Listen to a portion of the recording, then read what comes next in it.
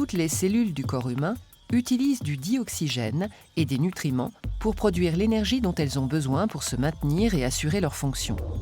Se contracter pour les cellules d'un muscle, traiter et propager le message nerveux pour les cellules nerveuses, produire des enzymes digestives pour certaines cellules pancréatiques.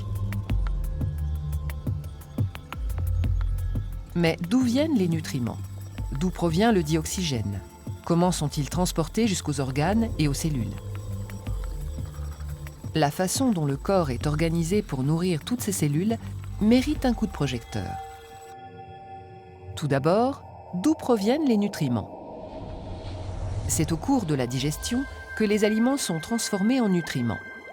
Dans l'estomac, le brassage et l'action des enzymes des sucs gastriques découpent d'abord en partie certaines molécules alimentaires. Puis c'est dans l'intestin grêle que se poursuit la digestion.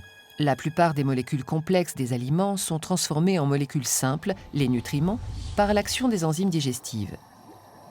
Ainsi, par exemple, les lipides sont découpés en acides gras, les protéines en acides aminés et les glucides en glucose et autres sucres simples.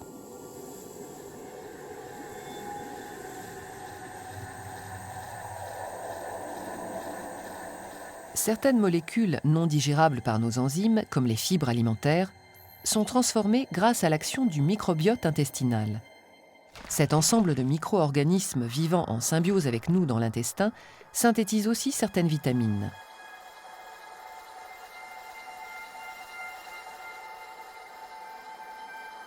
Une fois les nutriments formés, c'est au niveau de l'intestin grêle qu'ils vont passer dans le sang.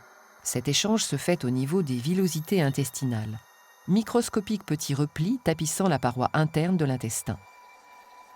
La surface de ces villosités, 25 mm² chacune, et leur nombre, près de 10 millions, permet à l'intestin d'offrir une surface totale d'absorption avoisinant les 250 m², soit l'équivalent de la surface d'un terrain de tennis.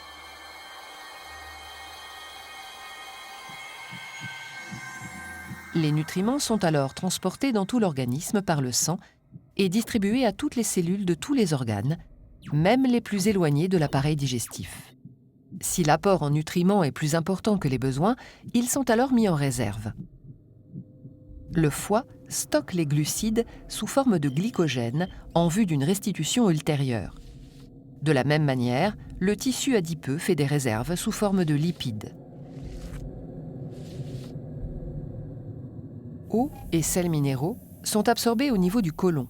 Les restes non digérés forment les selles ou excréments, évacués par l'anus. D'où vient maintenant le dioxygène?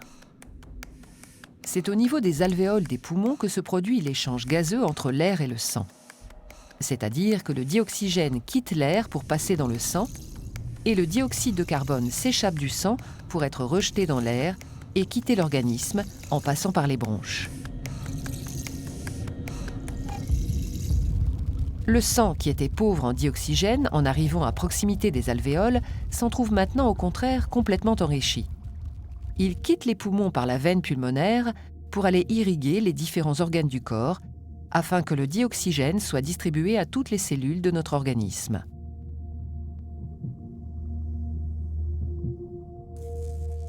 Au niveau des cellules, s'opère l'échange inverse de celui des poumons. Le sang récupère le dioxyde de carbone produit lors de la respiration cellulaire et libère le dioxygène dont cette dernière a besoin.